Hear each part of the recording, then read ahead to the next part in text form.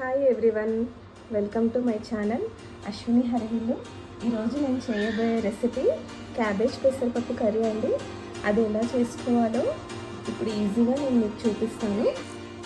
ఈ క్యాబేజ్ పెసరపప్పు కర్రీ చేసుకోవడానికి క్యాబేజ్ని ఇలా చిన్న ముక్కలు కట్ చేసి కొంచెం వాటర్లో కొంచెం సాల్ట్ వేసి ఉడికించుకోవాలండి. First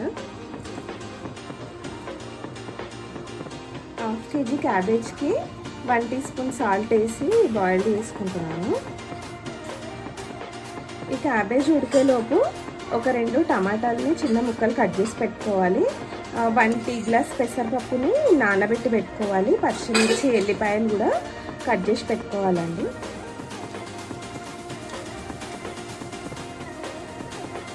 cabbage ఉడికిందండి. ఇప్పుడు దీన్ని జాలీలోకి వేసుకుందాం. ఇప్పుడు కర్రీ చేసుకోవడానికి 50 గ్రామ్స్ ఆయిల్ వేసుకోవాలి. ఆయిల్ హీట్ అయిపోయిందండి. 1/2 టీ స్పూన్ ఆవాలు వేసుకోవాలి. 1/2 టీ స్పూన్ జీలకర్ర వేసుకోవాలి. కొద్దిగా కరివేపాకు వేసుకోవాలి. కొన్ని ఎల్లిపాయలు వేసుకోవాలి. ఒక 6 పచ్చిమిర్చిని ఇలా కట్ చేసి వేసుకోవాలి. ఇప్పుడు ఇందులోకి మనం నానబెట్టిన పప్పు ఉంది కదా, పెసరపప్పు, అది వేసేసుకోవాలి. 1/2 టీ స్పూన్ పసుపు వేసుకోవాలి. ఆయిల్లో పప్పుని మంచిగా ఫ్రై చేసుకోవాలండి. కొద్దిసేపు టేస్ట్ బాగుంటుంది పప్పుని ఆయిల్లో ఫ్రై చేస్తే. పప్పు ఫ్రై అయిపోయిందండి. ఆయిల్లో మంచిగా ఫ్రై అయింది. ఇప్పుడు ఇందులోకి మనం బాయిల్ చేసుకున్న క్యాబేజ్ ఉంది కదా, అది వేసేసుకోవాలి. క్యాబేజీ కూడా కొంచెం ఆయిల్లో ఫ్రై చేయాలండి, బాగుంటుంది.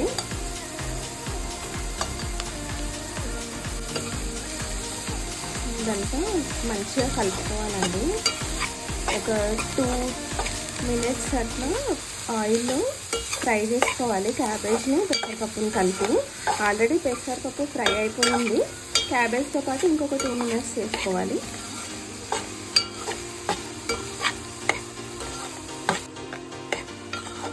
క్యాబేజ్ మంచిగా ఫ్రై అయిపోయిందండి. ఇప్పుడు ఇందులోకి టమాటా వేసుకోవాలి. టమాటాని ఇలా చిన్న ముక్కలుగా కట్ చేసి పెట్టుకున్నాను. ఇప్పుడు ఇందులోకి వేసేసుకోవాలి.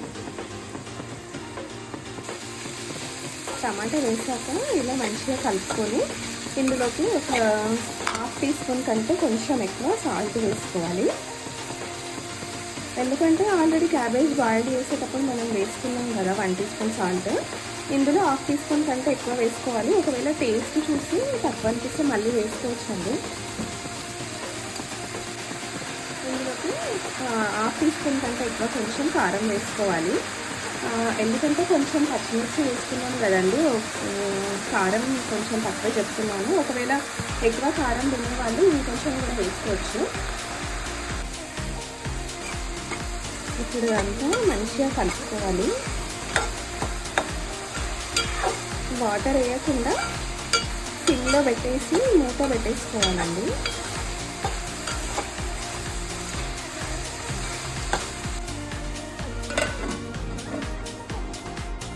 ఒకసారి చూడండి.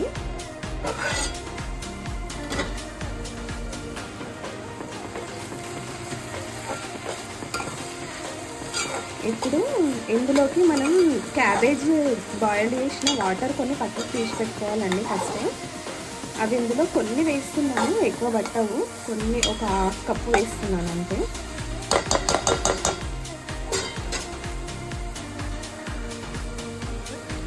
ఇలా కొన్ని వేసేసుకొని మళ్ళీ మూత పెట్టేసుకోవాలండి.